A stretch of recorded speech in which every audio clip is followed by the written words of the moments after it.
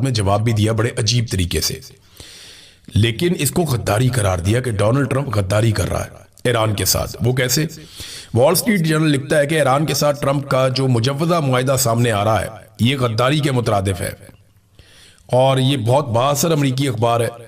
इसने इसका जो एडिटोरियल है या इदारिया जो लिखते हैं वो लोग, उनकी टीम ने ये इदारिया मुश्तरका तौर पर लिखा और इन्होंने कहा जी ट्रंप इंतजामिया का ईरान के साथ जो मुतवक्का मुआहिदा है इसका जो मंसूबा है ये गद्दारी और फरेब है। इस टीम का जो इदाराती टीम है अखबार की, उसका ये मानना है कि इस बात का खतरा मौजूद है कि वाशिंगटन एक मुकम्मल जौहरी मुआहिदे पर दस्तखत होने से पहले ही तेहरान पर से दबाव कम कर देगा। वो कह रहे हैं जी इसमें आप दबाव कम कर देंगे ईरान के ऊपर से तो वो जौहरी मुआहिदे के ऊपर आप कोई नतीजे पे नहीं पहुंच पाएंगे या वो प्रेशर नहीं डाल पाएंगे। दूसरा वो ये कहते हैं कि अगर आप नाकाबंदी खत्म करते हैं और ईरान को माली सहूलतें जैसे उसके असासे बहाल करना ये चीजें करते हैं तो फिर आप ईरान के ऊपर दबाव नहीं डाल पाएंगे। ये इक्तसादी इमदाद होगी ईरान की और वो अपनी मईशत को मजबूत कर लेगा, जो कि एक हकीकी गद्दारी होगी। ईरानी अवाम से ज़्यादा अमरीकी मफादात के साथ ये गद्दारी होगी। ये बात अखबार ने बड़ा खुल कर लिखा। वॉल स्ट्रीट जर्नल का मानना है कि अगर ईरान को दोबारा आज़ादाना तौर पर तेल बेचने की इजाज़त मिल गई तो तेहरान पर असरअंदाज होने का वाहिद बकिया हरबा सिर्फ एक नई जंग की धमकी ही रह जाएगा और कुछ भी नहीं आप कर सकेंगे। अगर वो तेल बेचना शुरू हो गए तो वैसे तो वो बेच रहे हैं, लेकिन नाकाबंदी खुलेगी तो सूरत कुछ और हो जाएगी। अब डोनाल्ड ट्रंप का जवाब देखें, ये बड़ा इंटरेस्टिंग है। डोनाल्ड ट्रंप कहता है कि अगर ईरान हथियार डाल दे, तस्लीम कर ले कि उनकी बैरिया समंदर की तह में पहुंच चुकी है और फिजाइया अब मौजूद नहीं रही, और अगर इनकी पूरी फौज तेहरान से बाहर निकल आए, हथियार गिरा दे और हाथ उठाकर कहे कि मैं हथियार डालता हूं, मैं हथियार डालता हूं, ये चिल्लाती हुई सफेद झंडा लहराती फिरे, और अगर इनकी बाकी मानदा क़यादत तमाम जरूरी सरेंडर दस्तावेजात पर दस्तखत कर दे और अमेरिका की अजीम ताकत के सामने शिकस्त तस्लीम कर ले, तो फिर भी New York times, China street journal, यानी वॉल स्ट्रीट जर्नल को वो चाइना स्ट्रीट जर्नल कहते हैं, करप्ट और अब गैर मुअस्सर CNN और दीगर फेक न्यूज मीडिया यही सुर्खी लगाएंगे कि ईरान ने अमेरिका पर एक शानदार और फैसलाकुन फतह हासिल कर ली। हालांकि हकीकत में ऐसा कुछ भी नहीं होगा। डेमोक्रेट्स और मीडिया मुकम्मल तौर पर रास्ता भूल चुके हैं और बिल्कुल पागल हो चुके हैं। ये डोनाल्ड ट्रंप अब डेमोक्रेट्स के साथ साथ मीडिया से भी लड़ रहा है, क्योंकि मीडिया बता रहा है कि डोनाल्ड ट्रंप जो अचीव करने गया था ईरान में उसमें से कुछ भी नहीं मिला। डोनाल्ड ट्रंप ने वहां रजीम चेंज करके अपना पहलवी लेकर जाना था, नहीं हो पाया। ईरान को तोड़ना था, नहीं हो पाया। ईरान का मिसाइल प्रोग्राम खत्म करना था, नहीं हो पाया। 70% अभी भी मौजूद है अमेरिकन CIA की रिपोर्ट के मुताबिक। ईरानी बहरिया को तबाह बर्बाद करना था, वही बहरिया अभी भी अमेरिका के साथ वहां पे लड़ रही है। आपने हुर्मुज़ उनके कंट्रोल में है। बहुत सारी चीजें उनका एटम बम के हवाले से था, बल्कि वो आपने हुर्मुज़ भी बंद करवा ली पकड़ के। तो अमेरिका ने हासिल क्या किया अगर बाद में मुज़ाकरात ही करने और कोई टारगेट वो अचीव ना कर पाए तो? जी डोनाल्ड ट्रंप के ऊपर तनकीद ठीक होती है। अब मीडिया तनकीद करता है, डोनाल्ड ट्रंप मीडिया के ऊपर चढ़ जाता है और मीडिया ने अब इसको गद्दारी करार दे दिया है। दूसरी जानिब ये मीडिया गद्दारी क्यों करार दे रहा है, एक बात आप ध्यान में रखिएगा कि इसराइल का ना बहुत इन्फ्लुएंस है अमेरिका में और अमेरिकन की सोच के ऊपर। खासतौर पर अमेरिकन मीडिया के अंदर भी इसराइल का अच्छा खासा इन्फ्लुएंस है।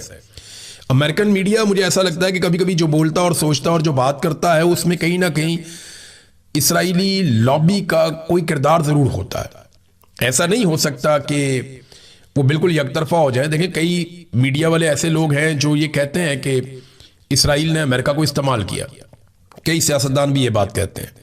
लेकिन ये सबको मानना पड़ेगा कि छोटा सा मुल्क है इसराइल और वो सुपर पावर की बहुत सारी चीजों को कंट्रोल करता है। अभी वहां पे एक नेशनल सिक्योरिटी की मीटिंग हुई है, नेतन्याहू ने ली और उसके साथ उसके सारे वज़रा बैठे हुए थे और बड़े हार्डलाइनर से इन्होंने बड़े सख्त स्टेटमेंट दिए। लेकिन उनके वजीर खजाना ने कहा कि हमें व्हाइट हाउस में ऐसी सपोर्ट कभी भी नहीं मिली जो टीम हमें अब व्हाइट हाउस में मुयस्सर है, और जो उन्होंने हमारे लिए किया वो इससे पहले कभी कोई नहीं कर पाया और शायद आइंदा भी मुश्किल हो जाएगा। फिर उन्होंने नेतन्याहू को इसका सहरा बांधा कि नेतन्याहू वो आदमी है जिसने डोनाल्ड ट्रंप को कायल किया और अमेरिका को इस लड़ाई के अंदर साथ लेकर आया और अपने साथ लड़ने के लिए उसको साथ खड़ा किया। ये नेतन्याहू को उन्होंने क्रेडिट दिया। बहरहाल एक दबाव नेतन्याहू के ऊपर यह भी डाला गया कि कुछ ना कुछ करके अमेरिका को दबाव डाला जाए कि वो इस किस्म का मुआहदा ना करे जिस किस्म की मुआहदे की खबरें बाहर आ रही हैं। अब ये बड़े सख्त मौक़िफ़ हैं जो लिए गए हैं इसराइल के अंदर से। इसराइली वज़ीर दाखिला सिक्योरिटी, ये कौमी सलामती के वज़ीर हैं, बैन गवीर, ये वही वज़ीर है मेरे ख्याल में जो जाके वीडियो एक जारी कर दी थी, वो फ्रीडम फुलेटेला वाले जो गए हुए थे इंसानी हकूक़ के अलमबरदार कारकुन, उनके साथ जो जुल्म हुआ था। तो अब ये कहते हैं जी हिज़्बुल्लाह के हमलों पे इन्होंने बयान दे दिया। इन्होंने कहा जी मैं नेतन्याहू से मुतालबा करता हूं कि ट्रंप को फ़ोन करें या उनके पास जाएं, उनके सामने मेज़ पर हाथ मारें और ज़ोर देकर कहें, ये वाज़े कर दें कि रियासत अमेरिका ये सब कबूल करने के लिए तैयार नहीं है, ना ही वो इसे बर्दाश्त करने के लिए तैयार है। देखिए इसराइल में नेतन्याहू के ऊपर दबाव तो बहुत आ रहा है। उस दबाव को मैनेज करने के लिए बज़ाहिर ऐसा दिखाई दे रहा है कि इसराइल ने अपने हमले तेज़ कर दिए हैं गजा पे और लबनान पे।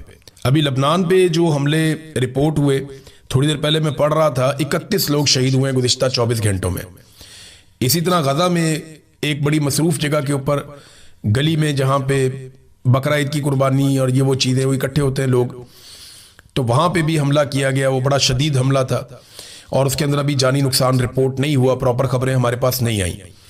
तो गजा पे या लबनान पे इसराइली अटैक बहुत तेज़ हो गए हैं। शायद वो ईरान के साथ लड़ाई में जो सुबकी हुई है उसको मिटाने के लिए या उस खिफ़त से जान छुड़ाने के लिए, मुझे ऐसा लगता है कि उन्होंने ये हमले तेज़ कर दिए हैं।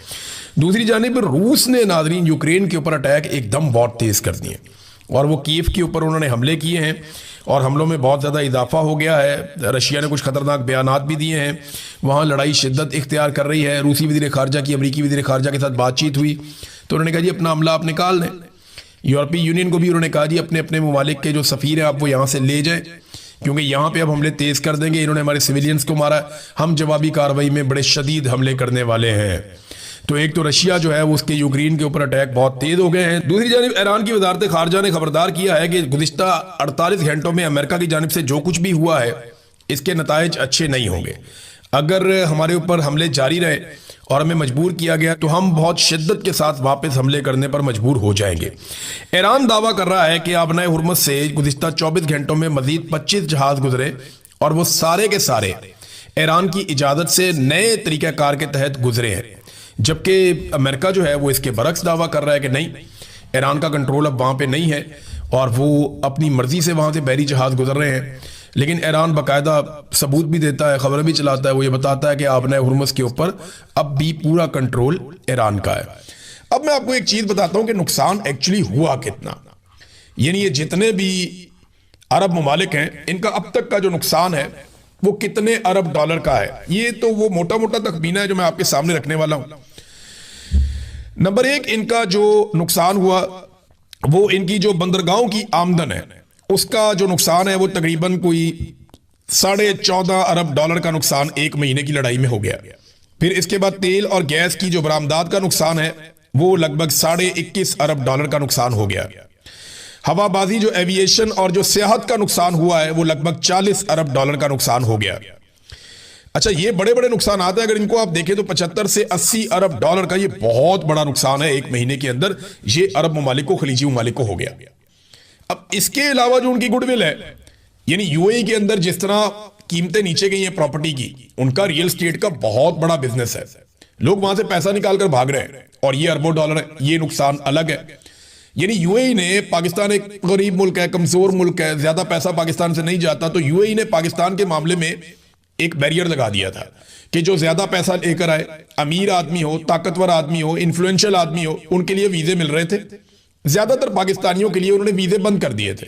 वजूहात अलग अलग हो सकती है, कुछ वजूहात हैं ये वहां जाके मांगना शुरू हो जाते हैं, कुछ वजूहात है वहां जाके फ्रॉड भी करते हैं लोग, कुछ वजूहात है वहां जाके प्रोस्टिट्यूशन और अजीबोगरीब धंधों में भी लोग अब अजीब अजीब कहानियां छोड़े।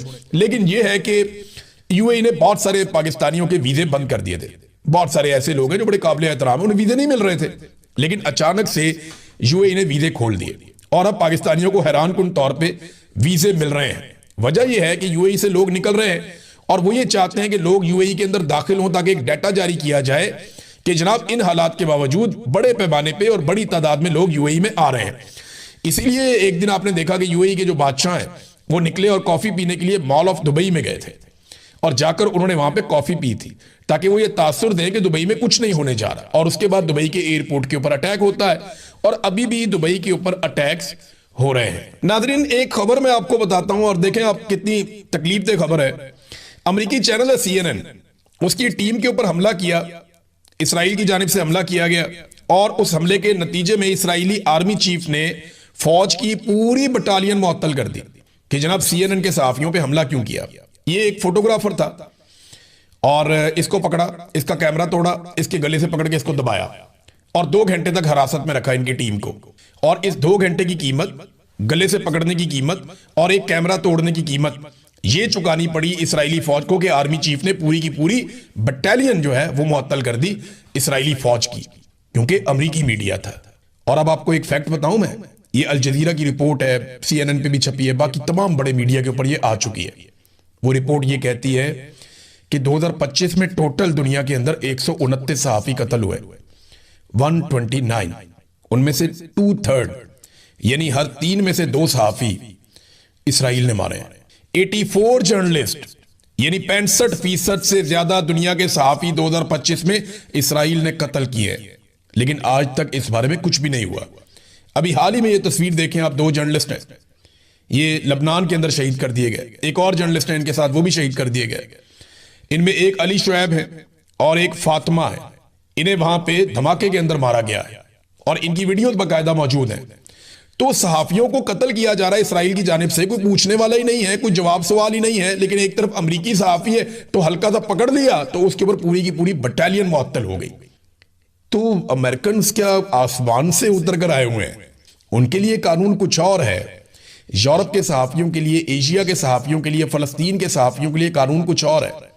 हमारे CNN के दोस्तों को, BBC के दोस्तों को, बाकी जितने दुनिया के अंदर सहाफी काम कर रहे हैं, उन्हें यह देखना चाहिए कि सहाफी होता है, वो अपना काम कर रहा होता है, उसके साथ जुल्म को रोकना चाहिए। पाकिस्तान के अंदर ये जुल्म लगातार हो रहा है, मैं इसका निशाना बना, बहुत सारे और सहाफी लगातार इसका निशाना बनते रहते हैं, अभी भी बन रहे हैं।